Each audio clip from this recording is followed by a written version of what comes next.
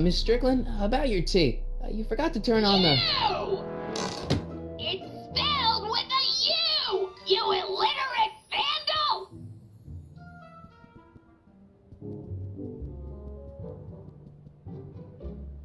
I can't leave now. Miss Strickland's my only hope of finding Doc.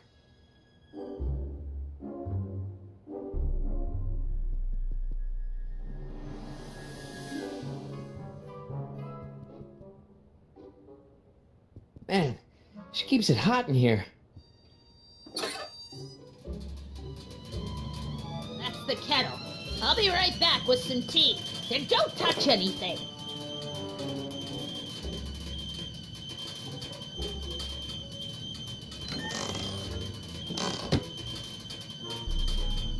The candy looks older than I am.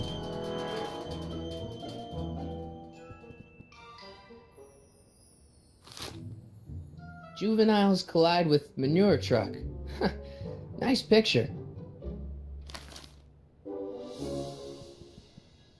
Hey, mind if I use your binoculars for a sec? Go ahead, dear. Man, these are powerful. I could see Biff going into the video store. Yeah, you wouldn't believe the filth that boy watches. Yeah, he's nothing but an out-of-control hedonist, just like his father. If there's a clue to finding Doc out there, I'm not seeing it. I don't even know where to start looking. Miss Strickland? Jack! Diane! I know what you're doing behind that tree! Yes? Doing some stargazing? No, I set my sights on the lower things.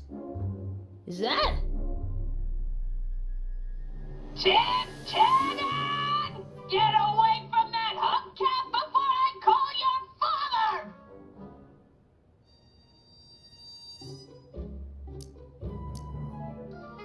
Do you remember when you lost your shoe?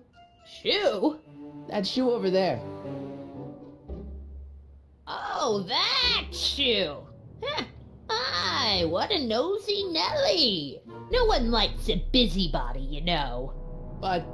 Oh, fine, let me think about it. Yes, I remember. I lost it in a scuffle with a dog. Oh, when was it? Oh, yes, the day that speakeasy burned down. a speakeasy? In Hill Valley? Don't act so surprised, young man. Your generation doesn't hold a copyright on moral depravity, you know. Sin has been on the prowl in Hill Valley since the day it was founded. Wow, a speakeasy. That must have been wild. Is it true they used to drink gin out of slippers like my grandma said? Don't romanticize the past, young man. Prohibition was a time when gangsters ruled the town while honest citizens quaked in their beds. So where was it? That speakeasy that burned down, I mean. That was ages ago. If you're looking for bootleg hooch. No, I'm just curious, that's all. I'm a student of history. Student of history? My Aunt Fanny. Yeah, your generation of hooligans and slackers could give two ripe figs about history. Miss Strickland? Oh, video store! Huh? The speakeasy used to be hidden in plain sight down there in the town square, right where that disgusting videotape rental store squats today. So the video store building must have gone up after the speakeasy burned down. The following year, as I recall. Don't let me keep you from your business. You there!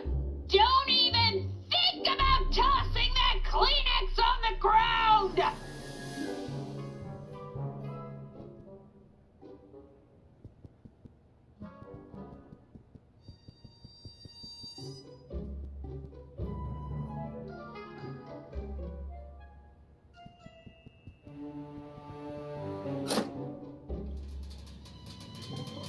There's the whistle! Surely the water's boiling by now.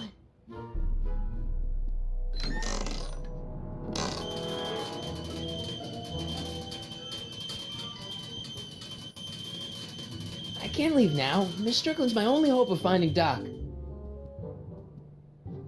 The polite guest stays out of the host's kitchen, Mr. McFly.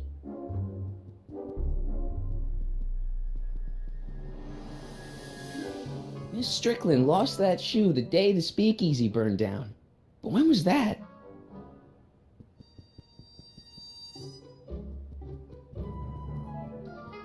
Yeah, that's peculiar. The water still hasn't come to a boil.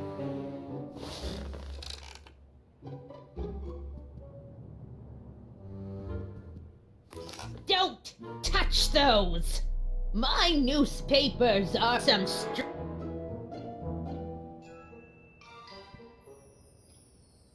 Mind if I take a look? Go ahead, dear.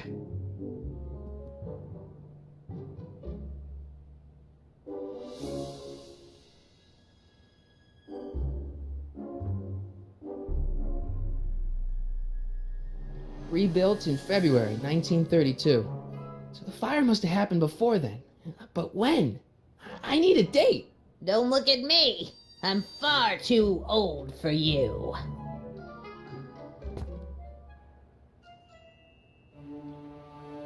Excuse me, Miss Strickland? Don't let me keep you from your business.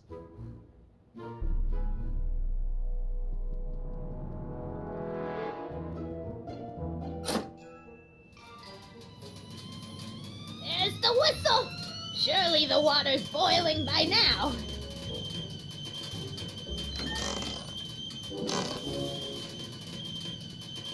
Let's see.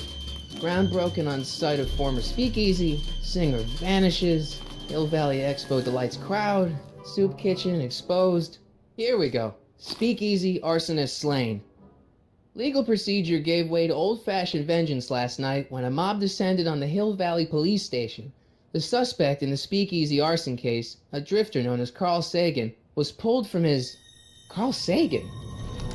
It's Doc! Killed by a mob. What's the date? June 14th, 1931. Jeez, I gotta rescue him. My newspapers! Sorry, Miss Strickland. Let me... No! You've gotten my history out of order! Oh, do you know how long it'll take to fix what you've done? Oh, get out! Get out! Get out! Help! Police! I'm being attacked by hooligans!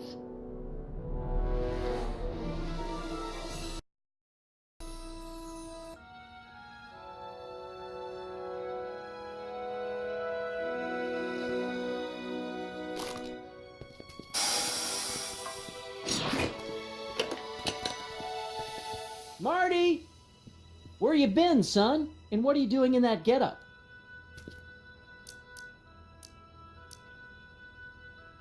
Didn't I tell you? I got the lead in the school play. We're doing... Grapes of Wrath? Right. Oh, Steinbeck! Who are you playing? Never mind, you don't have to explain. I'm sure whatever it is you're up to, you know what you're doing, right? I hope so. Hey, sometimes you gotta go out on a limb for the ones you love, right? Wish my dad had understood that. You won't stay away too long. You'll barely know I was gone.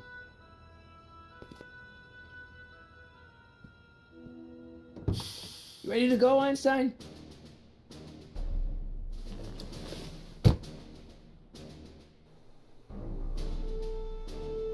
Time circuits on. Flux capacitor, fluxy. Okay, if Doc's gonna get killed on June 14th, 1931, I'll just show up the day before and get him out. I hope you know what you're doing, Doc.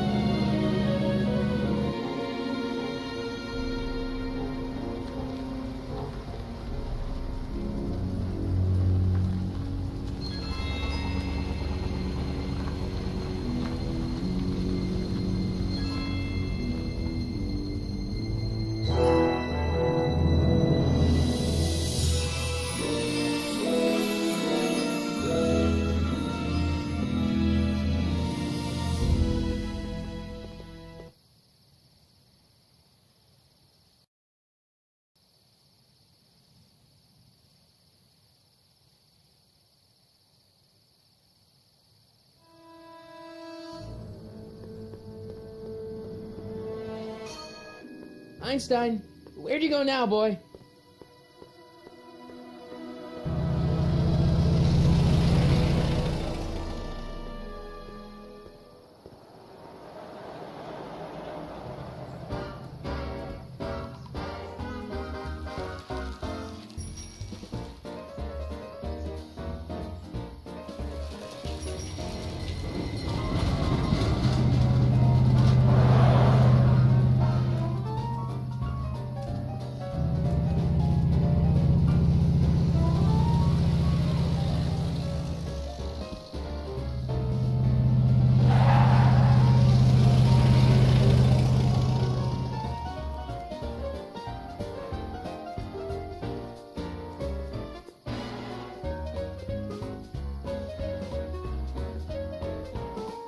Young man! Excuse me, young man! Who, me? You're the only man in the street, and I'm looking for a man-in-the-street reaction. Naturally, you know about the explosion that destroyed this illegal gin establishment. I read about it, yeah. What's your opinion of Carl Sagan, the stranger who single-handedly did what the law has been unable to do for 10 long years, namely, rid Hill Valley of the scourge of liquor?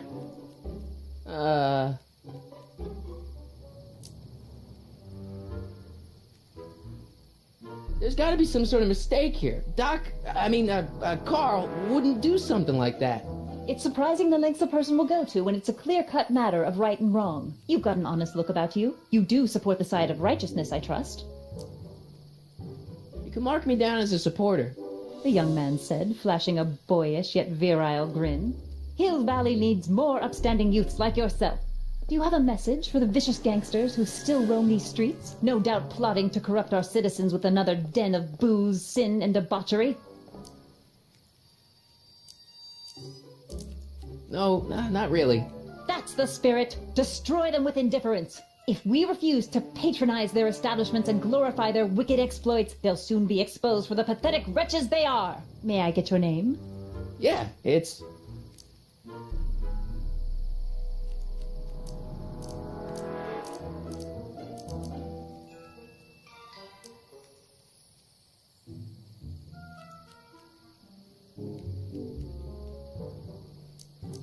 Sonny Crockett. Thank you for sharing your candid opinions, Mr. Crockett. Edna Strickland, Hill Valley Herald. I know. I met you back. I'm familiar with your work.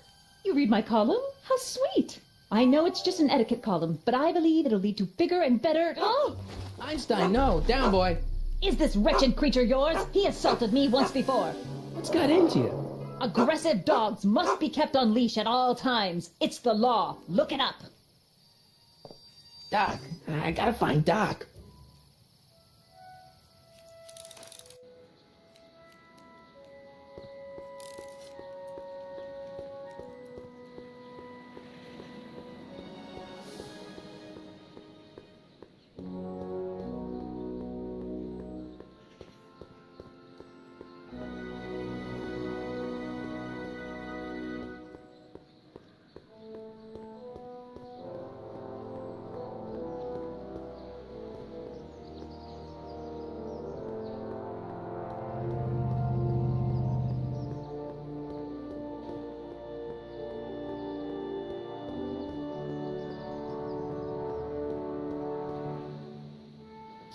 Doc!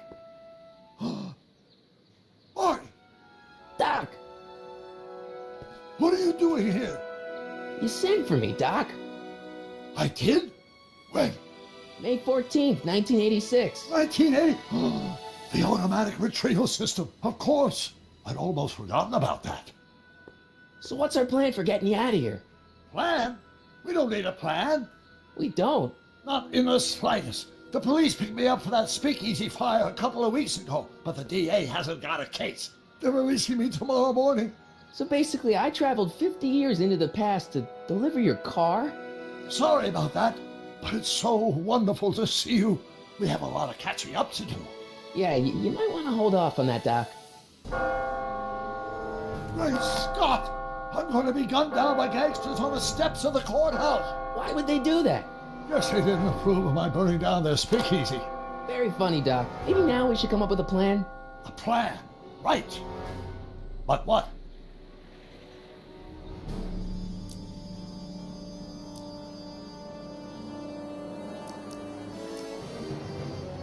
Why don't we try to tough it out? Now that we know what's coming, maybe we sneak it past the gangsters with a bulletproof vest or something. That might work with 1 or 2 bullets, but from the looks of this article, it appears that I'm going to be mowed down in a hail of Tommy gun fire that rendered the innocent stranger little more than a pulpy mass of bones and gristle. Who writes like that? According to the byline, one Edna Strickland. I should have guessed. Why don't I take the DeLorean, go back in time before you were arrested, and stop you from getting caught in the first place? Don't even think about it. Without my unjust incarceration, the events that sent you into the past might never happen, resulting in a paradox of continuum-shattering proportions. Jeez, we've been back together for 5 minutes, Doc. You're already talking about the end of the universe. I've missed that. Don't be ridiculous, Marty. I was only referring to the end of the universe as we know it. Well, I suppose I could just get some dynamite and break you out of jail. No, that's far too dangerous. Not just to me, but to random innocent people in the past. The repercussions could be... That's it! What's it? My rocket-powered drill. You have a rocket-powered drill? Not yet. I haven't built it yet. You've lost me, Doc. Listen, a few months ago, my 17-year-old self sent in a patent application for a rocket-powered drill. I abandoned the project after I never heard back from the patent office, but the prototype should be nearly complete. Great, I'll just run back to your lab and... No, I said nearly complete. You need me to help you finish it. How the hell am I supposed to sneak a half-finished rocket-powered drill into your cell? Not me! 1931 me! Wait a minute, Doc. You want me to convince your 1931 self to build a rocket-powered drill to break you out of jail? Precisely! Won't talking to yourself cause, irreparable damage to the space-time continuum or something? It should be fine. I've already invented the idea of the rocket drill. You've just got to goad my younger self into finishing the prototype. How am I supposed to convince your younger self to finish the rocket drill? Just tell him I need to break his older self out of jail? Absolutely not. Whatever you do, you can't tell my younger self anything about time travel. I won't come up with the inspiration for the flux capacitor for another 24 years. Then what am I supposed to... Just be your charming self. From what I remember, I'm a pretty easygoing kid, so enlisting me in a scientific adventure should be a piece of cake. Okay, let's say I go along with this crazy idea. Where can I find you? I mean, the other you. How should I know? It was over 50 years ago. Why don't you go over to the soup kitchen next door and give my house a call? They'll know where to find me. Soup kitchen. Got it. Just stay away from the soup. It'll cause irreparable damage to your digestive system.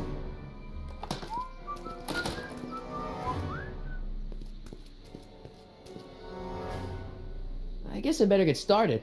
Don't worry, Doc. I'll get you out of here in no time. I'm not worried. Once you and my younger self put your heads together, you'll be unstoppable.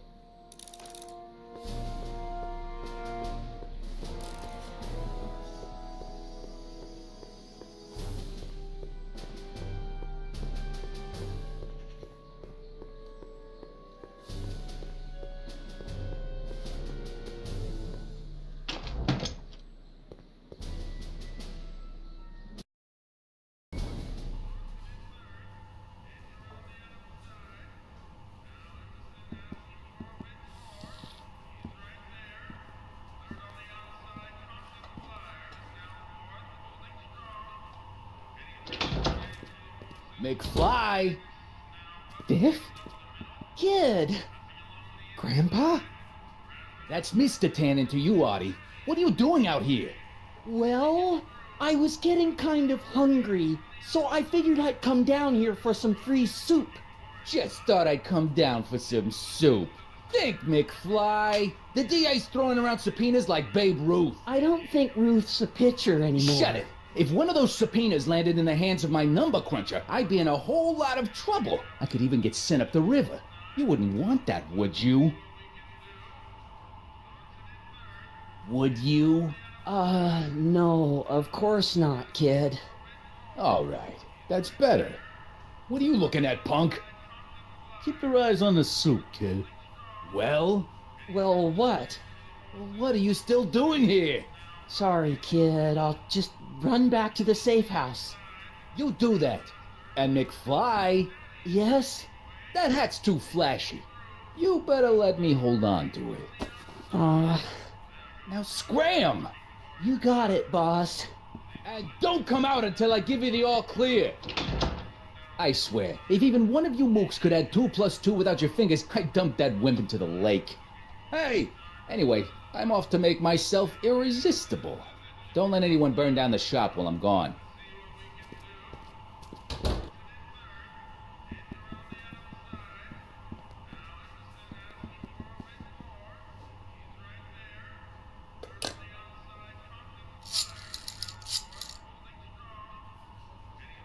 Brown results. Hi. Do you know where I could find Emmett Brown? Young Master Brown is currently tending to his clerking duties at the courthouse. Who may I say is calling? The courthouse? Doc never told me he worked at the courthouse.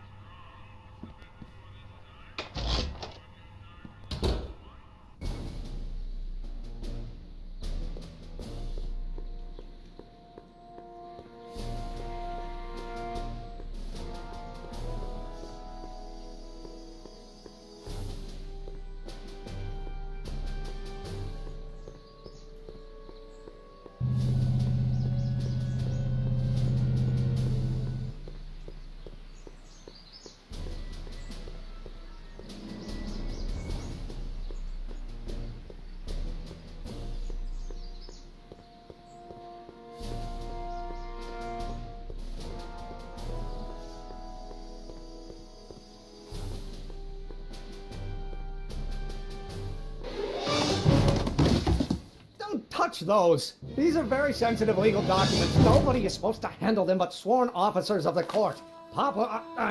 Judge Brown says so. Judge Brown? Doc. Nice to meet you. I'm Michael, Corleone. Emmett Brown. but I am a law clerk, not a doctor. Now please get out of my way. I have important business to transact. Naturally, h to the a multiplied by the inversion of h has to come out less than expectation value of a, right? What am I missing here? Or do we take h's step of permitting the line operator? Well, in that case, h to the a multiplied by the inverse of a might well be equal to a's expectation value, but only if the coefficient of friction remains constant and the gravitational constant is variable. Wait, is that even possible? Oh, let's start over. Listen, Emmett, you don't know me, but I'm your friend. I'm not big on friends. They get in the way of work. What's this important business you're up to? It's a legal matter, very complicated, very abstruse. I need to obtain 5 sets of initials on every copy of this writ of indemnification before before Judge Brown can even think of granting a waiver to the party in the first part. You have no idea what it's about, do you? That's how important it is.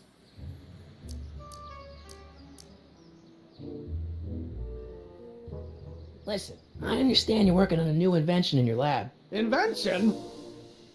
You must have me mixed up with somebody else. I'm in law. I have absolutely no interest in science. Relative to the speed of light. Oh, with respect to h. Come on, wait up a minute. You again? Can't you see I'm busy? See, I'm sort of in the science business myself. That's why I sought you out. Not that I care in the least, because science is the furthest thing from my own area of interest, which is law, but I don't believe you. It's true. I'm a scientist.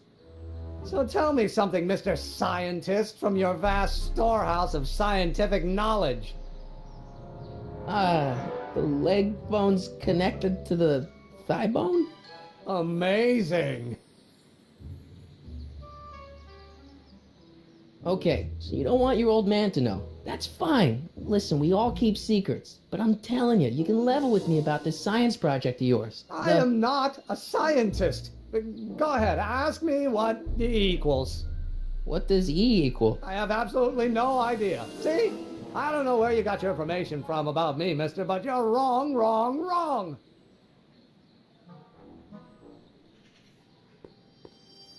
Will you just give me a chance? Harassment's a federal crime, Mr. Corleone. Come on, Doc. Emmett, drop the Legal Eagle Act. I got something more important for you to do. Mr. Corleone, I'll have you know that the law is the very mortar that holds society together, and we in the legal profession are like brick masons building the edifice of the future. Your dad tell you that? Every morning. Come on, you can trust me, Doc. Emmett, it's your future I'm looking out for, in more ways than one. What are you talking about? I'm talking about you and science. Oh, that word again! If you insinuate I'm a scientist once more, I'll sue you for defamation of character!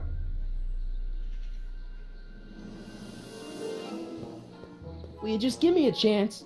Harassment's a federal crime, Mr. Corleone! So, Emmett, what time are you through with work? Depends. On weeknights, Pop sometimes keeps me in the office till 9. 9 at night? But today's Saturday. Right. So I probably won't get off before 10. How about you knock off work early and I'll buy you a beer, or soda. What do you say? Don't try to tempt me from my duty with sugary beverages. Keeping the wheels of justice turning, that's my one passion in life. Besides, if I left before 8, my pop would kill me. Sounds like you're a little scared of your father. Scared of my father? Pop is the most learned, just, incorruptible judge that Hill Valley has ever seen. The only people scared of Judge Brown are people with a dark secret to hide. And I don't have a dark secret to hide. Emmett, about your... Don't say it.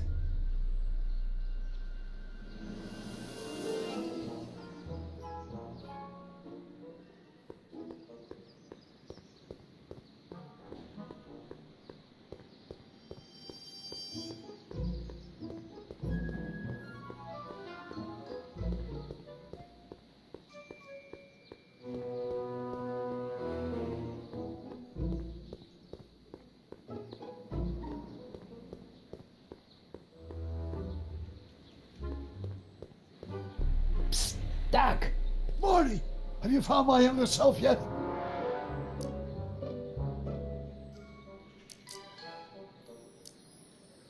this really isn't the right time or place, but I found your notebook. Ah, so that's where I left it. Why'd you bring it here? Because the bank's selling off all your stuff. They can't do that. That's what I keep trying to tell them. Well, you hold on to it for safekeeping.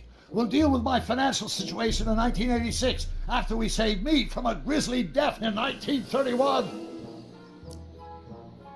What do you know about Edna Strickland? Edna? We never really socialized when I was younger. She was a few years older than me, and we traveled in different socioeconomic circles. Why do you ask? She thinks you're a hero for burning down that speakeasy. She's doing a story on you. A story? Oh, yes, now I remember. Ask Edna, the etiquette column that doubled as a pro-temperance soapbox.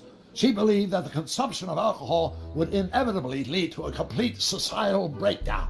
Sounds like a fun gal. You should have seen her when the hippies started showing up in the 60s. She just somehow lost her mind.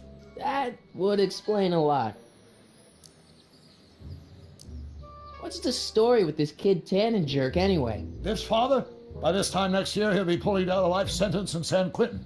There was even a song about it. Wait, if Biff will be born in 1938, and Kid will be in prison... As I recall, he escaped from prison in 1937 for about 3 hours. That's a busy 3 hours. No kidding. Guess who I bumped into at the soup kitchen? My grandfather. No! Don't worry, I didn't talk to him or change his future or anything. Good. I wish I could, though. This era's Tannen is treating him like dirt. Don't worry. If history plays out as it's supposed to, he'll soon be out from under Kit Tannen's thumb and free to live out his life as a humble accountant with your grandma. What was her name again? Sylvia. Right, Sylvia.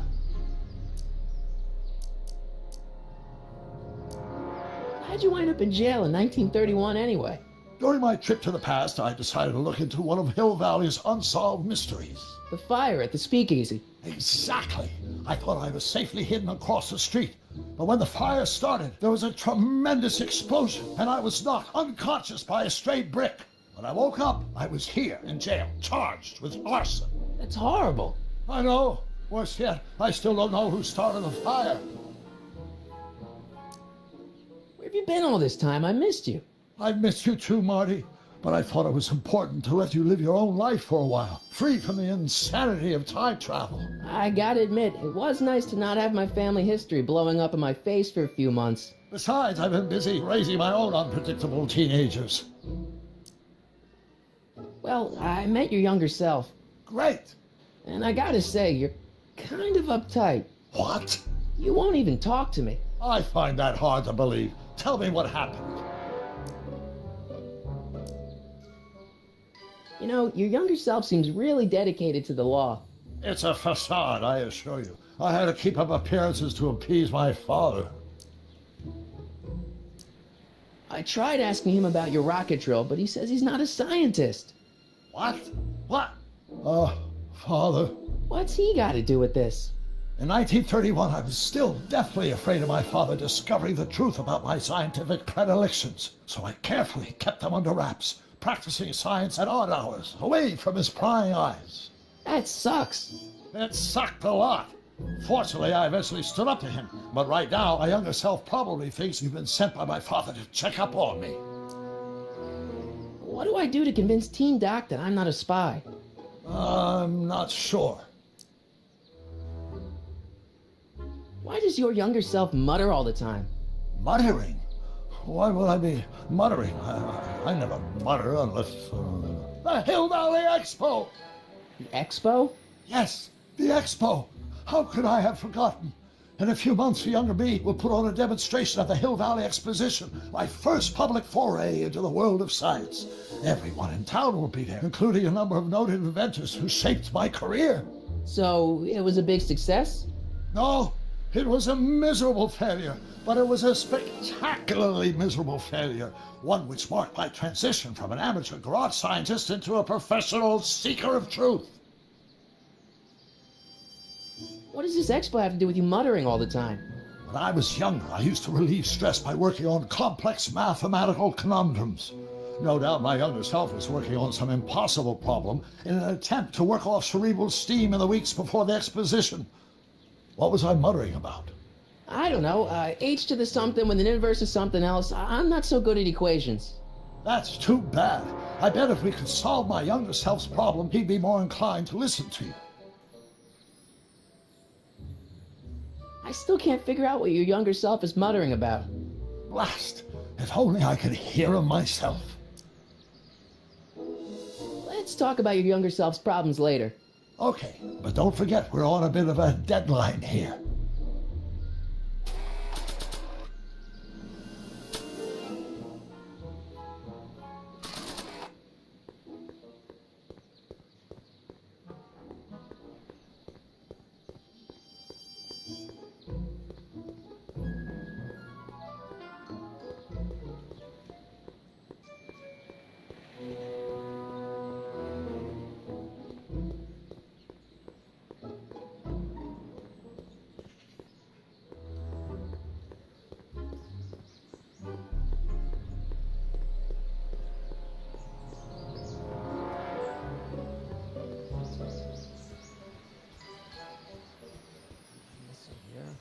Or do we take H's stand with Hamidian lineup? Will you just give me a chance?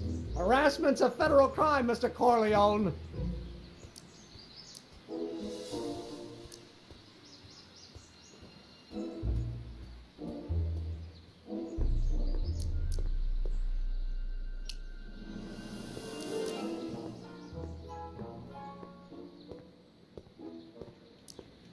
Sounds like you're a little scared of your father. Scared of my father? Hop is the most mean. The only people secret to Hop. Damn it, don't... Oh, it brings back to H.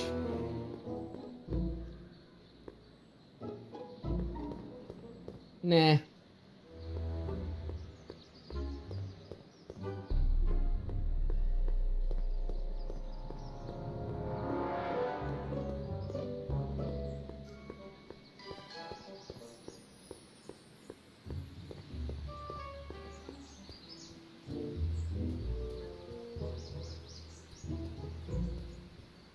I don't want to record them right now.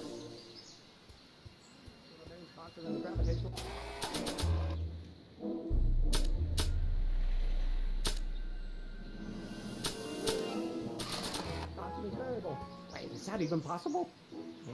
Now if H stands... Oh, think, Emmett, think. H to the A multiplied by the inverse of A. H to the A multiplied by the inverse of A.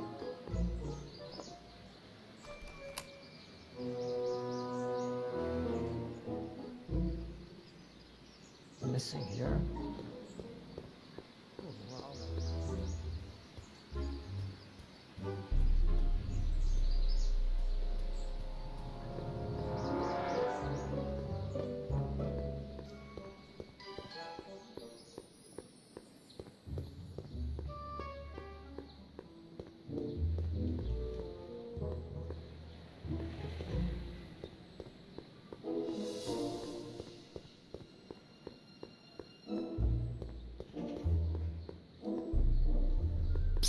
Doc! Marty! How goes the escape plan? So, Doc, does this ring a bell? Oh, think, Emmett, think. H to the A multiplied by the inverse of A. H to the A multiplied by the inverse of A. Good grief! Is that me? I sound so... Young? I was gonna say intense. I forgot how wound up I used to get. Yeah, but what are you muttering about? Oh, that's easy. It's Ivanov's conundrum. Just tell my younger self that H equals the Hamiltonian operator. Won't giving him the answer mess up the time stream? Only if it turns out that reality is actually nothing more than a holographic illusion created by the interplay of subatomic particles on a vast two-dimensional membrane. So... It'll be fine.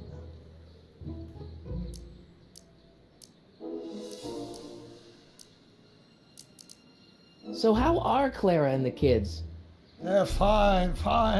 Right now we're trying to decide where to send Jules and Vern to college. Clara prefers the 2020s, but I'm partial to the 1960s. We're planning on visiting you and Jennifer in 2011 soon. Me and Jennifer? In 2011? Oh, forget I said anything. Where'd the DeLorean come from? The last time I saw it had been smashed to pieces by a train.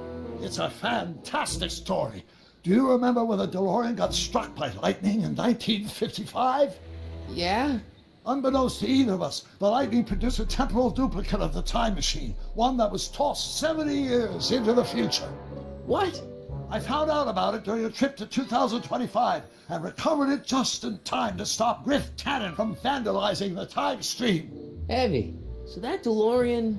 It's for all intents and purposes the exact same machine as the original, plus or minus little bells and whistles I've added over the years, of course. So, what were you doing in 1931 anyway?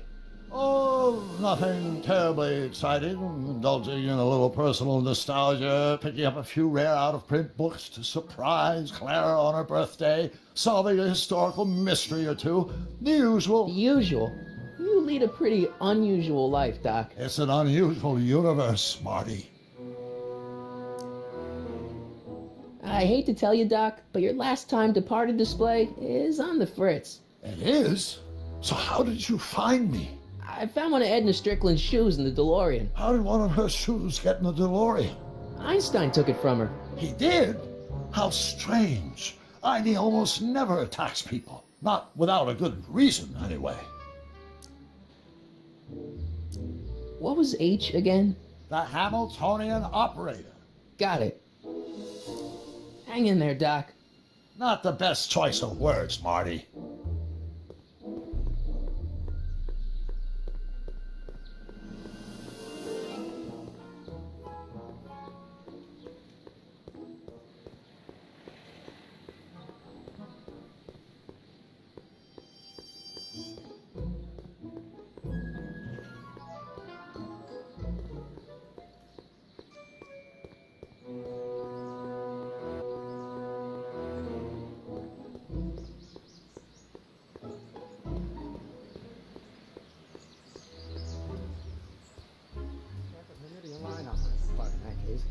Will you just give me a chance?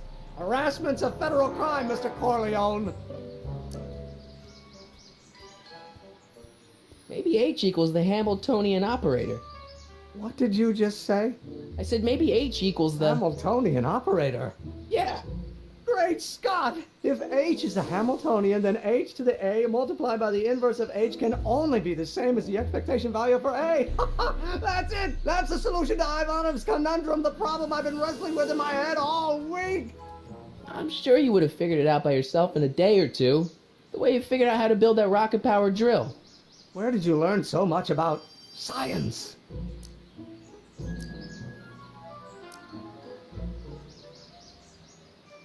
Well, it's like this. You know about my rocket power drill? Then there can only be one explanation.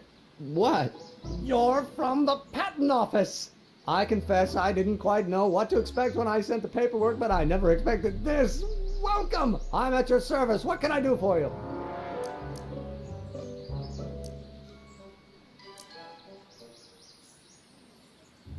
Can I see your rocket-powered drill? Of course, of course. Naturally, it's just a scale model, but it's nearly operational. I can show it to you, say, first thing in the morning.